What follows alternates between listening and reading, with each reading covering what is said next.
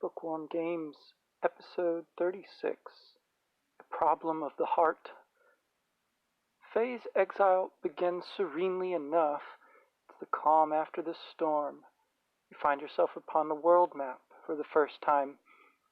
Like you could see from Citan's telescope, little bits of cloud float by, and the music is a chill, breezy rendition of the theme song, sans lyrics. But if you've heard it, you can't help then hearing the chorus of it in your head. The force of life goes on. It's the melody played by the music box, or a variation of it. Leaving these mysteries aside, there isn't far to go at all before the Black Moon Forest. Spooky, dim, wordless. The light here is all shades of green, textures overlapping one another, so it's difficult to know at times where you can go and where is only background art. Exploring the forest introduces most of the elements of platforming, such as they are: running, jumping, balancing, checking things in the environment to trigger a way forward, and maybe most of all, adjusting the camera to see around obstacles. So between battling hobgoblins and rolling rocks, running along fallen trees to avoid being crushed, snagging a few inexplicable treasure chests concealed down blind alleys, Faye comes to his next meeting with fate. Think of it like that giant boulder which stands right in the way and has to be moved, but which can't be stopped once it gets rolling. A futuristic, militaristic-looking woman appears, challenging Faye in a foreign tongue, attempting to hold him at gunpoint. Little does she know, in his current despondency, death would seem a relief. Depression, acedia, melancholia, the furthest thing from that hot anger and passion of the firelit battle. But she, too, is more broken than she is letting on, less in control than she's pretending to be. Faye calls her bluff, and firing a single warning shot, she misses wide in more than one way, sending the opposite message that she'd intended, that she can't kill him, even if he might want her to. The further humor of the moment is in how weak such pistols will be, at least those used by the Ave army, dealing minimal damage in battle. What violence means in this context, though, is supposed to still have rather high stakes, given what we've just seen in Lahan. And so, what Ellie's mercy here means, I think, we're supposed to take seriously too. That she could have killed him, but didn't. It's nothing if not dramatic, and into this flows the musical theme, which has a lilting, halting, flowering quality to it. Some deep understanding flows between them with it. At first, they literally speak different languages. This is Ellie's first mistake. She seems to automatically use her native tongue, but catches herself with a sharp shake of the head and switches to the speech of the region. The invented language of Solaris sounds harsh and foreign, but beyond that, there doesn't seem to be much to it. It connotes the German of the Nazis, when taken together with Ellie's rote ideology of shepherds and lambs picked up at Jugend. These get the typographical treatment of Gears and Gebler did before, hyphens seemingly standing in for italics for emphasis. But though she parrots the language she has been taught, she does not act on it. She has Faye turn around, as if by veiling or averting their gaze, and that strange spark of recognition that passes between them, she will regain the upper hand. But when he turns to face her anyway, she sees her authority undercut by that much more. In the drawing of Faye's face that accompanies his words here, I think we see the first dejected panel being used, drawing our attention to his face as well. If she spared him at first out of the hope he would be able to help her find the way out of the forest, Or if she told herself that was why she didn't shoot him on sight anyway. That excuse no longer serves, as he doesn't know the way himself. They're both literally lost in the dark wood. Perhaps this is part of what Ellie means when she says later that they are the same. But there's something else. When the forest elves, ape-like, quite un-Tolkienish monsters, drop down from the treetops, angered by the pistol shot, and drop Ellie with a sucker punch, Faye belatedly notices the danger and cries out, "Keep your hands off Ellie." Somehow he already knows her name. It's a slightly more preternaturally specific form of the same shock of recognition she's had, the recognition of his humanity, which overwhelms her as much as she does try to struggle against it. The scene cuts to that night by the campfire, Ellie finally regaining consciousness. Faye picks up right where they left off, aggressively challenging her to execute him, knowing by now she won't, and bitter about this as well as about her suspicion and ingratitude, since far from taking advantage of her weakness, he has tended her wounds. They exchange names. Faye wonders at his prescience.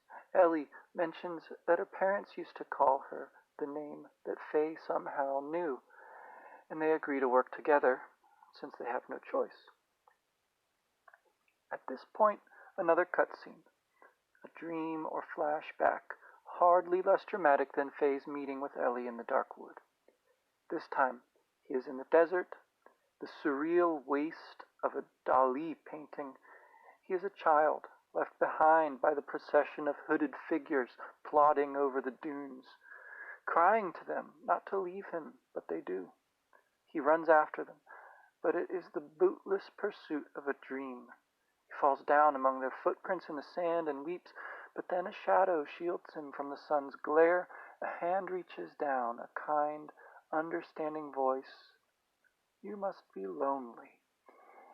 The woman wears a cross round her neck, with that red jewel at its center. The silhouette of her hair and face look just like Ellie's. The voice, it turns out, is hers, waking him as he takes her hand in the dream.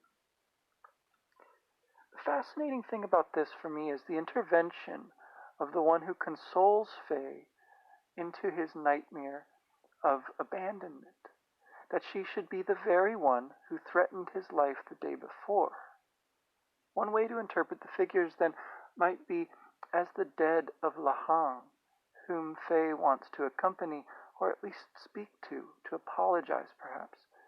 The recurrence of the cross and its association with her this time is fraught with significance. Even stepping back from the Christian concept of the incarnation, crucifixion, and resurrection of the God-man, there are the abstract meanings of the image as the axes of time and space, temporality and transcendence. That word that is used in the Jungian sense as well when he makes his diagrams and mandalas representing his four functions: feeling, thinking, sensation, and intuition, and where the Cartesian axes meet is the origin, but where the Jungian lines connect is the point of transcendence, the self-individuation or actualization, I don't know quite what terminology is appropriate here, represented by a diamond shape, like the red pendant in Xenogears. We'll certainly want to amplify this further as we go on. But in the light of day, or at least the twilight of the forest, Ellie is anything but a source of solace and comfort. She begins by asking Faye what he meant, analyzing his words, if not his dream, but she balks at telling him how she came to be lost in the forest herself. As he tells his story, just beginning to process what happened, he seizes on the arrival of the squad and the stolen gear, blaming them. Not the voice that whispered to him to use the gear, not his decision to disobey Satan's warning. Meanwhile, we see Ellie's memory of that same afternoon, leading that very raiding party, which was caught up by the Kislev pursuit and forced to make an emergency landing and brought to bay outside the village.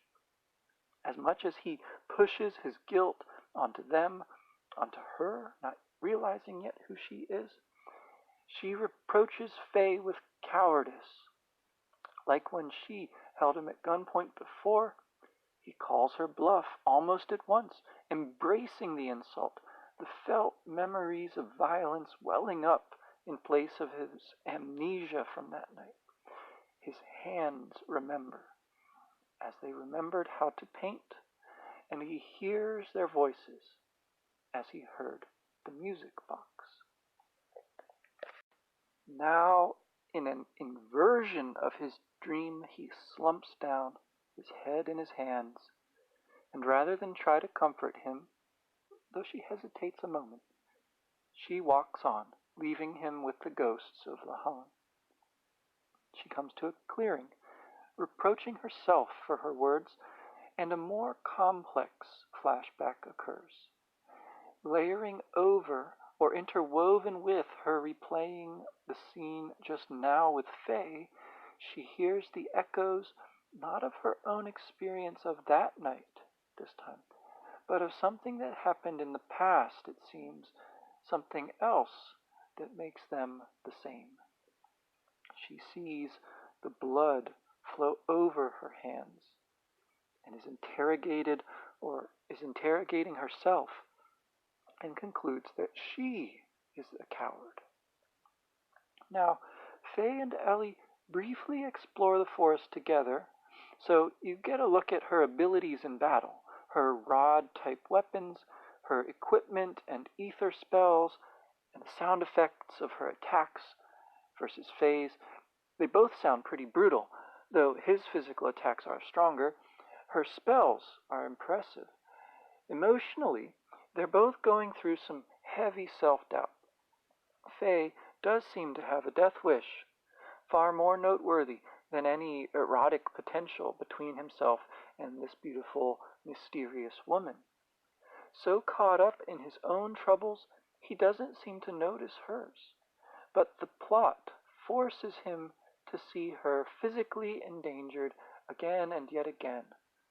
Between the ape elves and the lizard dragon, the game coerces us into using damsel as a verb and Ellie as the object.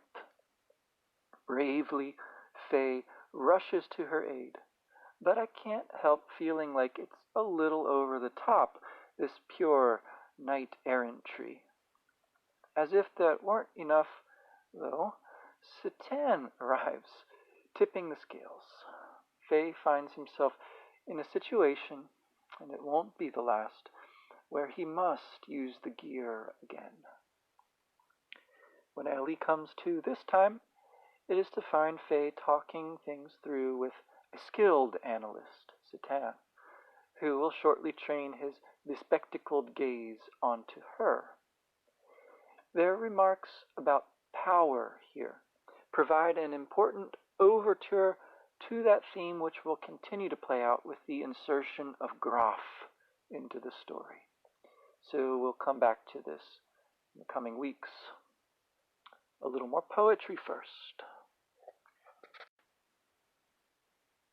Trudging automatically through wrecked hedges, fields churned and fixed as if fired in the belly of some impossible kiln, he found himself wandering on the edge of the woods, lingering where there was one last view of Lahan. Faye came under the trees. The hush and green dimness, the hoots and chitterings made his skin prickle. The air was cool. A trespasser here, an exile from his home, he soon lost his way among the shadows where monsters lurked unseen, then sprang with a sudden rustle for a better hideaway. Faye slew the beast or two that ambushed him, killed them for their meat. He felt sick. where the dense trees and steep ravines pressed round, some other castaway or bandit had left a chest of goods, screened with camouflage down a defile, blocked the path with a boulder wedged tight. Or was that some natural remnant of catastrophe, or lodged there in the shock of Faye's own? Abstracted, he nearly let it crush him when he'd got the rock at last dislodged. Beyond that dark hollow, a human voice hailed him, harsh syllables whose significance was lost in tone of proud command.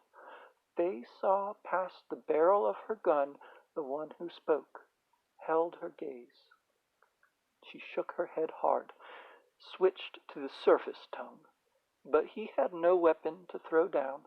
It still meant nothing to him, only his heart, and he bared it, bidding, begging her to shoot, if her hands weren't trembling, fire and finish him, as her training furiously demanded, for she was a shepherd of the Abel, and he was a filthy lamb.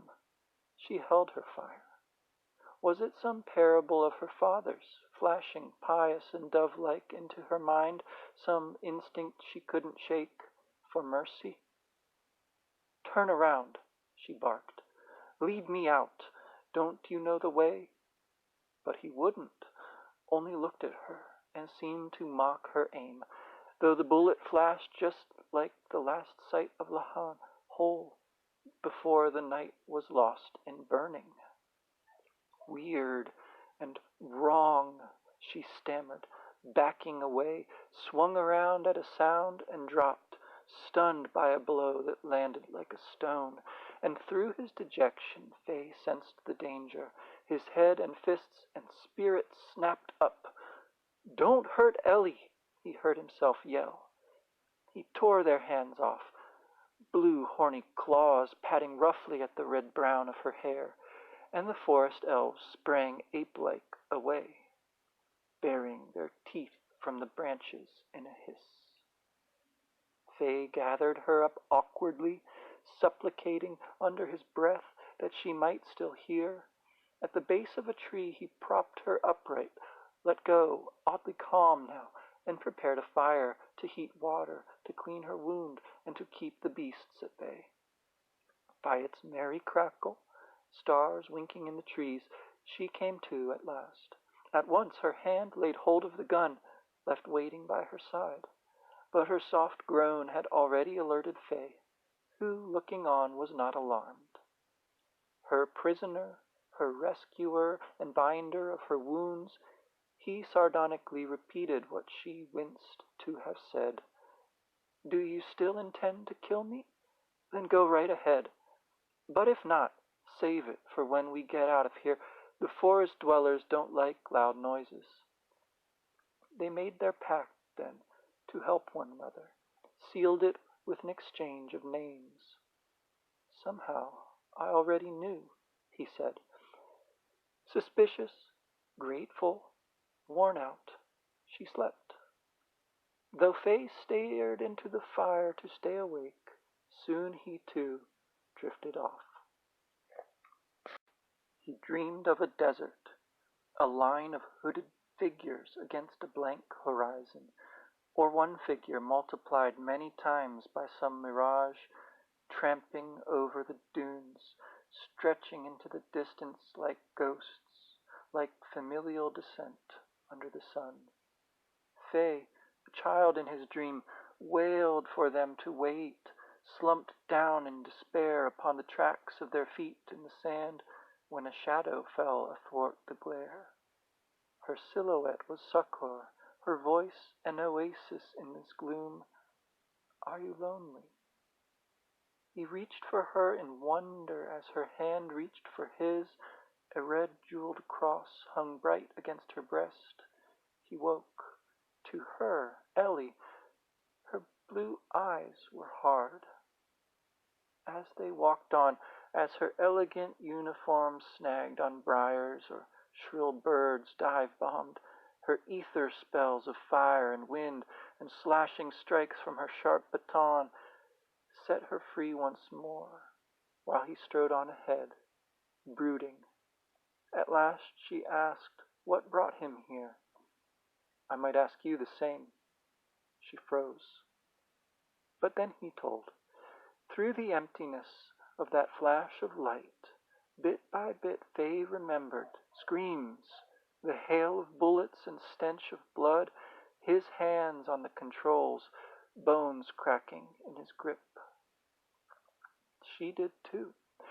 Her raiding party, trapped by the pursuit from Kislev airspace, shrapnel in her back thruster, a sudden lurch, the ground slamming against her, the body of her co-pilot splayed at the stolen gear's feet. Also, the antiseptic chill of the corridor, her hands on the floor, the blood, her guilt. Coward, had she called him? Ellie was alone.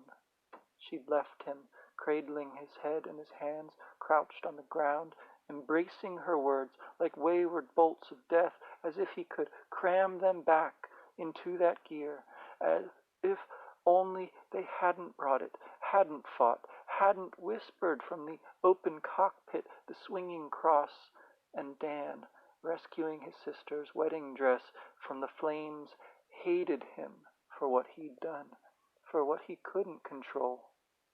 He heard her shriek, not Alice, none of those good women all gone, but her, Ellie, whose words, "That's right, I'm a coward," had stirred the dragon.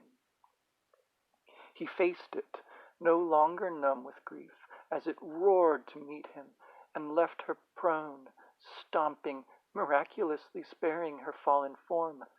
He felt its breath, dodged its snapping teeth and spray of salivating greed. But Faye would not have lasted long but for Satan. The land crab, last perched atop the shed, swooped crashing into the clearing, and like an angular egg, it laid the destroying gear between Faye and his foe. "Use it!" "Doc, I will, but don't want it. If it looks like I'm losing control again, don't let me live." But all was well. The gear responded to his urging and no more. The scaly creature, pummeled into peaceability, stumbled dazedly to the depths of the wood. And again they rested in the aftermath, tending wounds visible and invisible in the campfire's glow. Well tall, Doc had called it, dark as the night sky. So it had saved their lives now, Faye and Ellie, from the dragon, and felt for all the world as if it held back its true power, patiently waiting. "Use it," Satan had ordered, "or be used by it," Faye added. He lay there, back to the blaze, awake. "Let's just say I know more than most about the world. Perhaps I talk too much. My wife tells me so. But it's better not to pry. I want to protect Faye. Bad things keep happening around him. I won't tell him your secret. Say only you went to meet your family. I called him a coward, but it was me. Better to go now, to your people, who seldom see the surface dwellers that way, face to face. My father taught me, and my nanny. He hid that she was from the surface. No one knew. Faye has nothing now, because of me, and yet what he has is something, some power. We're the same." "The same? No, never mind." "Well, don't worry. Allow me to handle things." She thanked him, turned away, and soon was lost to sight among the green, dawn just lighting the edges of the leaves. We'll let that be enough poem for now, and pick up with the desert town portion of it next time. Ellie and Satan's conversation, by the gentle crackling of the campfire, directly parallels the one between Faye and Ellie the night before. Together with her health and the gear's damage, that's what's occupying Satan's attention. Visually, the repairs he does here, or the attempt, echoes his work on the land crab when we first met him, which puts Faye and Ellie down below in the place of the music box. Her departure is not without certain lingering mysteries, that power she has latent within her, for one. But I think the more immediate question for the player concerns Satan, who knows so much, including the language of the enemy. So who is he, really? Faye, overhearing parts of what passed between them, doesn't ask him, still worried about Ellie. And the military conflict is immediately foregrounded again by the sight of a giant airship flying overhead. Another brief excursion through the overworld map, then we come to the walled town of Dazil, where the goal has suddenly shifted. Before, Satan had told Faye he couldn't, or rather, he could find anonymity among the Ave side. But now, their plan is to repair the gear. It will take Faye some time to fully comprehend the ramifications of this, and fully to take responsibility. We'll see more about that, again, later. Before I let you go, there are a couple interactions here worth mentioning in the desert town. The dynamic trade, excavation, mercenary activity going on here is strikingly contrasted with the passivity of Lahan. But one thing at least is the same, the liveliness of the bar. There's a new foil for Faye here, not young and clean-cut like Timothy, but lumbering, craggy, a little rough around the edges for all his panache, Big Joe. He cows the braggart soldiers, fresh from their raid on a dig site, and for that reason alone he seems sympathetic, considering Faye's experience with such a raiding party from the other side. His dialogue, once you're alone, is colorful too. Cynical, boozy, but also strangely wistful, a little reminiscent of the opposites meeting in the drunk who gave you the mermaid's tear, in fact. He could be a different person tomorrow, but he likes to make his presence felt, as Satan remarks. A performer, then, but one writing his own script, doing whatever he pleases. He'll recur throughout the game, more or less conspicuous in his red glam rock outfit, a kind of Mephistophelian figure, a sad clown. Which brings us to the Ethos workshop. Their symbol, a combination of cross and ram's horns or something, and the translation choice of ethos rather than the literal church, do little to obscure the ecclesiastical nature of this organization. It's there in Faye's initial confusion. Why are they in charge of the excavations? And it becomes more pronounced later, once we meet Billy especially. This treasure-hunting church has a workshop in town and manages the dig sites, as well as the distribution of the relics found there. Given the importance of gears in the war, their power is immense. After the two of them put their heads together about their next moves, Satan, unable to get the parts he needs through the ethos, will do a little digging of his own, heading out in the sand buggy. Faye, for all that he wants to go back and help rebuild, bows to the necessity of moving Veltal further from the village, though where that might be is still unclear. Once the belligerents realize where it is, they're sure to come after it, both Gebler, on behalf of Ave, and Kislev, whose experimental gear it is. Once more, Faye's left alone, but the only thing to do seems to be to follow his friend, who might be in danger out there on his own, according to both the sand buggy shopkeep and Big Joe, who puts it more strongly. Where's your friend? There's a war on in the desert, and he just goes wandering off there. If your friends are important to you, then don't let them get away, especially if it's a lady friend. So that's where we'll pick up next time. First, I'll have a conversation episode with AC of the Xeno Study Guides. And if you have time for some light reading, the essay by Jung on poetry might be a good one to start with. I'll try to post a link to that for you. Thanks for listening.